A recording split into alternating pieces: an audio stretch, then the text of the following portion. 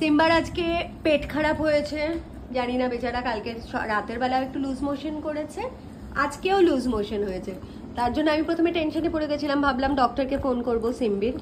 তারপরে I realise ছোটবেলায় তো আমাদের ঠাকমা পিসি মারা যেরকম খাওয়াতো হোম থেরাপি, তো হোম কিওরের জন্য সিম্বাকে আজকে আমি সাথে সাথে ব্লিঙ্কিটে কাঁচকলা আনিয়ে দিয়েছি, দিয়ে খুব ভালো করে কাঁচকলা শুধু তো খেতে চাইবে না, কাঁচকলা আলু আর ডিম দিয়ে কিউট কিউট বড়া বানিয়ে দিয়েছি, আর তার সাথে ডাল, তার সাথে আমার ছেলে খাচ্ছে। আর যেরকম বলেছি এটাই সিম্বার এখন পার্মানেন্ট টেবিল হয়ে গেছে, এখানে ছাড়াও খায় না। এটা হচ্ছে সিম্বার নিজস্ব টেবিল, যেখানে নাকি আজকাল দিলেও খেতেই চায় না।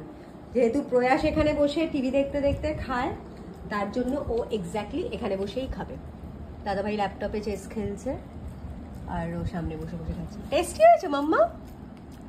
বেচারাও আমার মানে এত, আমার ছেলেই ছোট ছেলে তো না খেলে পরে সকাল থেকে মনটা এত খারাপ ছিল যে ওকে কি তাড়াতাড়ি করে আমি ওর খাবারটা করেছি।